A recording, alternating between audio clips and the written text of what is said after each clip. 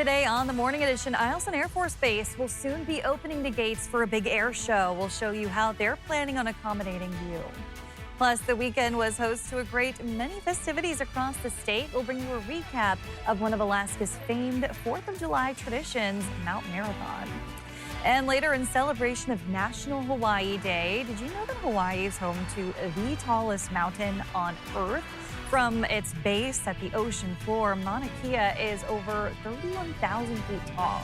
We'll celebrate our sister state as the Morning Edition starts now. Good Monday morning, everyone. We hope you had a great holiday weekend, even though it was a bit wet.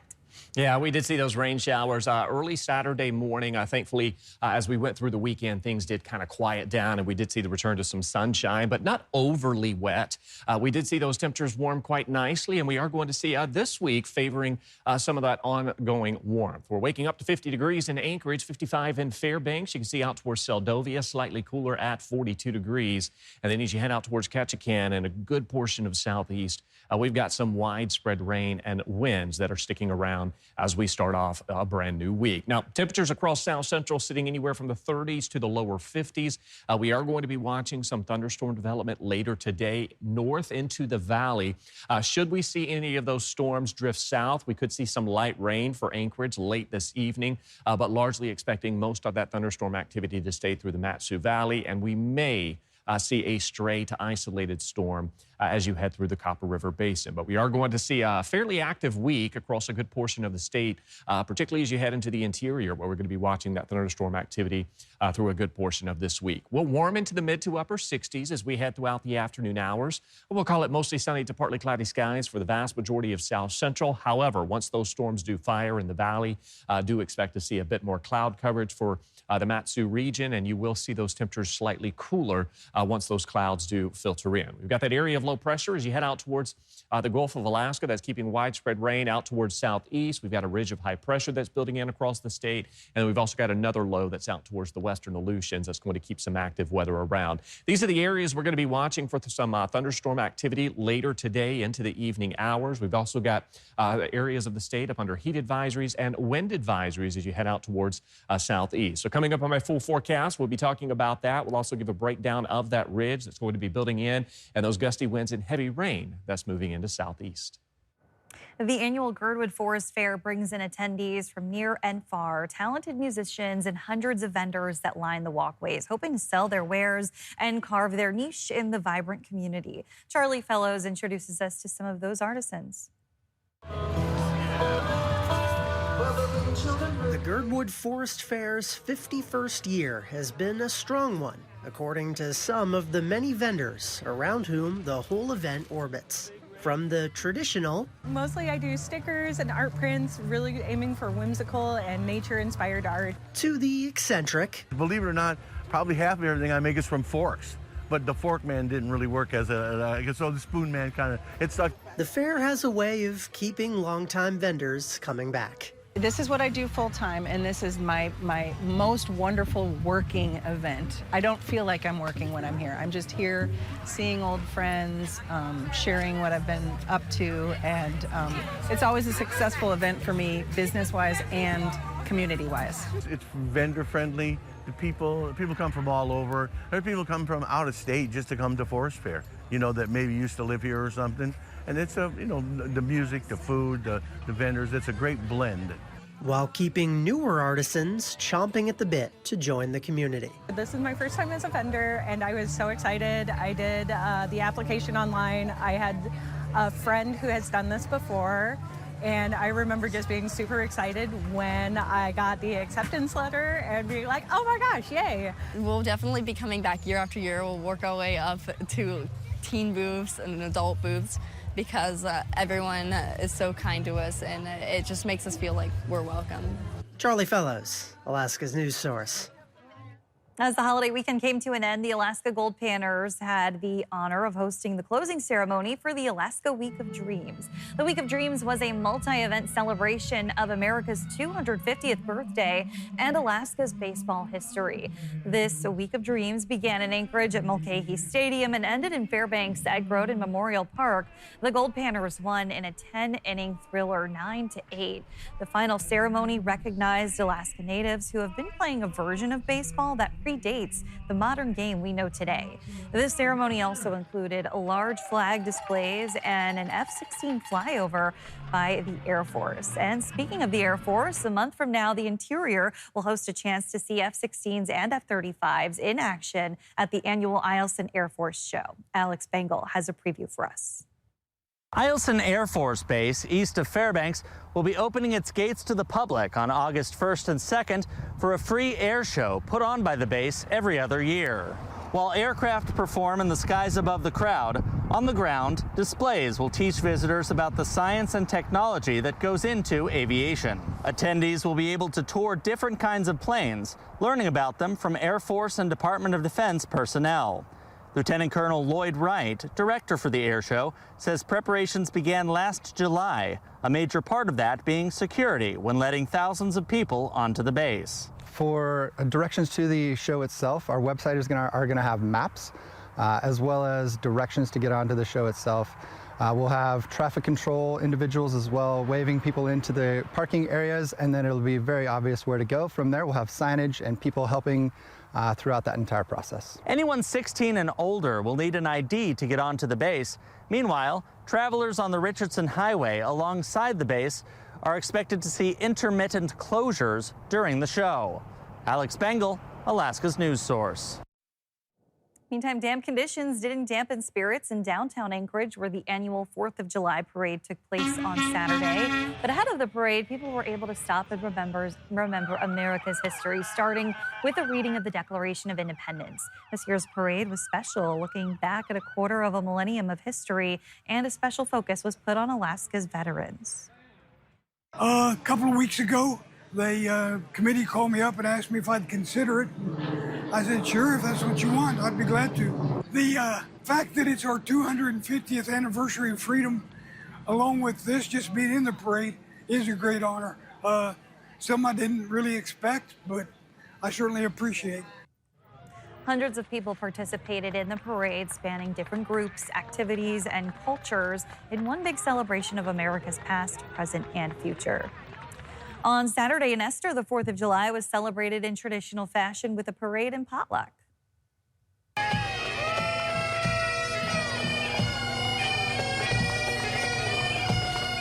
In classic fashion, the parade featured kids leading the way on bikes, bagpipes, and plenty of festive revelers. As the parade passed through downtown Esther, people stretched far across the parade path. It all wrapped up with a pig roast and community potluck at the Esther Community Park. Rain, mud, and 3,000 feet straight up. That's what runners in Seward had to deal with this 4th of July as Mount Marathon threw everything it had at this year's participants. Jordan Rodenberger and Tyler Lane were in Seward and bring us this recap of the 98th running.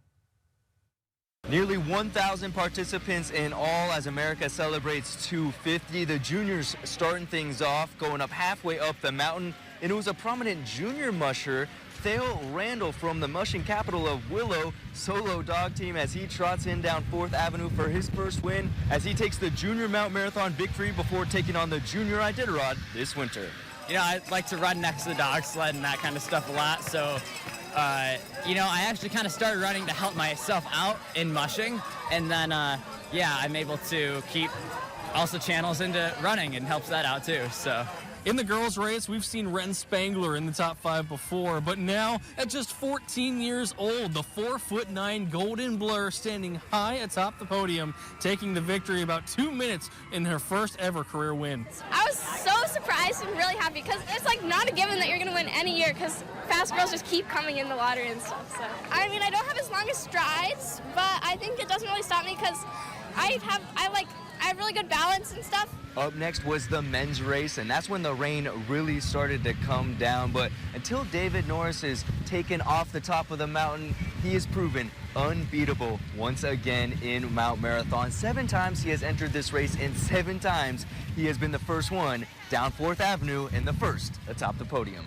They were like people I looked up to and inspired by when I was younger, so I don't know, never thought of myself being like compared with them. I'm just like, they're my heroes, and so hopefully I'm inspiring some other young kids and making it exciting for folks. The women's run, also no contest. That's at least how Claire Rhodes made it appear. The Anchorage runner dashing to yet another first-place finish, her third in a row now. All smiles at the finish line. Oh, it's so awesome. This race was really my introduction to trail and mountain running. So every year it's like a homecoming for me. So to kind of cement myself in the race's history is super meaningful. The 98th running of Mount Marathon officially in the books and was one for the ages, as you could tell. Most definitely. And as Seward starts to clean up, we're going to go ahead and pack it in as well. We'll see you guys back in Anchorage. That's Jordan Ronenberger. I'm Tyler Lane, Alaska's news source. Oh God, Jordan! Oh no, maybe they should have brought 2 umbrellas. Still ahead today on the Morning Edition, it may seem like a small thing, but remembering your life jacket is vitally important in practicing water safety on Alaska's lakes and rivers this summer season. What you should know about water safety next. Temperatures do warm the next couple of days. We do have some heat advisories across parts of Alaska and some thunderstorm development we're watching the next couple of days. I'll have more on that, but first at sunrise, 4:35 in Anchorage, 5:27 in Bethel. Welcome back in with a look at Katmai National Park. Looks like we got 3 bears out there this morning, Aaron, looking for their breakfast. Looks like we already got a chunky one up there on the top of the falls, too. I wonder if that's one of the ones who's usually in the fat bear competition. That's probably going to be someone we're going to have to watch for the fat bear. We are watching those temperatures across the state here over the next couple of days. Heat advisories across parts of Alaska through the Arctic Plains, as well as you head into the interior. Of course, today it's for the Arctic Plains, and then starting tomorrow, that heat advisory does go into effect for the interior. We're also watching some thunderstorm activity that will develop here over the next couple of days. And as we've already mentioned, those warmest temperatures will be for the Arctic Plains and the interior. Now, as far as what we're seeing temperature-wise this morning, not a bad start to the morning, 40s and 50s across the state. We are watching some of those warmest conditions already building in as you head out towards Kotzebue at 58 degrees, Fairbanks at 55 degrees. Temperatures this week will continue to steadily warm, much warmer than what we did see last week. Now, we do have that wind advisory as you head out towards southeast. That's where we will see that potential for winds up to 45 miles per hour. But as you head into the interior as well as the slope, today for the Arctic Plains from 10 a.m. until 12 a.m. Wednesday, highs near 80 degrees. The warmest temperatures will be between 4 p.m. and 11 p.m. for that heat advisory. Then as you head out towards the interior, just northeast of Fairbanks, that goes into effect tomorrow morning from 10 a.m. until 11 p.m. Wednesday. High temperatures near 85 degrees with the warmest temperatures between 1 p.m. and 10 p.m. So those are the time periods that you want to certainly make sure that you stay hydrated and limit your time outdoors if you are one of those who tend to be susceptible to heat illnesses. We've got that area of low pressure in the Gulf of Alaska. That's going to keep that unsettled weather out towards southeast. We're also seeing kind of seemingly quiet conditions through south central outside of that thunderstorm activity that we'll see today and possibly into tomorrow. This is a system we're going to be watching by midweek that's going to sweep east across the state, and that is going to lead to some rain showers across south central. But again, for today, we're still going to be seeing some of that thunderstorm development that will fire through the Mat-Su Valley. Can't rule out a stray or isolated thunderstorm for the Copper River Basin, but most of the activity we'll see today will stay confined to the valley. Should we see any of those storms drift south, we could see some light rain for Anchorage into the evening hours, but I think most locations south of the lower Matanuska Valley will largely stay dry. And then notice as we welcome in Wednesday, we begin to see more of that rain building back in across south central. More so along coastal areas and western parts of Cook Inlet region, but we are going to continue to see that increased chance for some rainfall. Now, when it comes to that rain accumulation today, notice again, the valley, we'll see that decent shot for some thunderstorm development, dry pretty much elsewhere. And then as we head into our Tuesday, more of those thunderstorms to our north. And then we'll begin to see that rain arriving as we welcome in the middle of the week. So enjoy the quieter conditions we'll see for most of south central today. You can see those temperatures, they will warm into the mid to upper 60s, possibly near 70 degrees. You can see as we head into your Tuesday, that 70-degree mark stays with us. Wednesday, we will see a chance for some showers. And of course, as we head into next week, Kristen, we're going to continue to hold on to those temperatures, potentially by Friday, warming into the low to mid 70s. So that is some good news there. Not expecting any significant rainfall across south central, but be alert for those thunderstorms that we'll see each day. Looking forward to that returning sunshine. Thanks, Aaron. This summer means more time out on the water for many. Plenty of Alaskans will be firing up their boats and visiting lakes and rivers, not only over holiday weekends like this past weekend, but continuing throughout the summer season. But it all comes with added risk as well. Joe Allgood spoke with an expert about how you and your family can stay safe. We've all heard it before. Kids don't float, and I don't float either. If you're going out on the water this weekend or any time this summer, make sure to bring your PFD. I have mine. Do you have yours? In Alaska, we have cold water. We know that this happens all the time. It sounds cliche, but this is what you always hear. It happened really fast. I didn't see it coming. I wasn't ready. Life jackets live up to their name. So why not just wear it?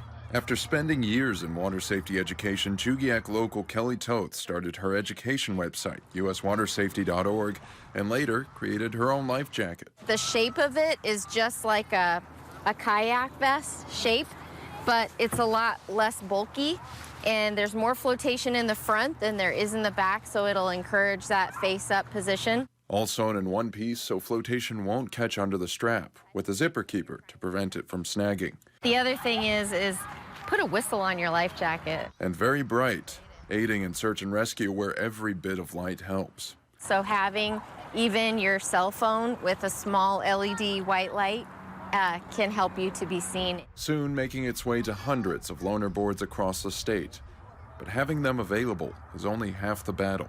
Even on these warm, sunny days, this is when things happen because we let our guard down. Toth has been all over the state and the country, raising awareness and teaching others, and hearing stories of loss and tragedy. And the number one thing that could have been a game changer that could increase your chances of survival is wearing a life jacket. In addition to your life jacket, you should also do a water safety course. You can do that with the Coast Guard, the state, or on Kelly's website. Joe Allgood, Alaska's news source. Thanks for listening to our podcast. Click subscribe so you can get the latest podcasts from Alaska's news source automatically. And stay up to date with breaking news and in-depth reporting. Available for free 24/7 with the Alaska's news source app.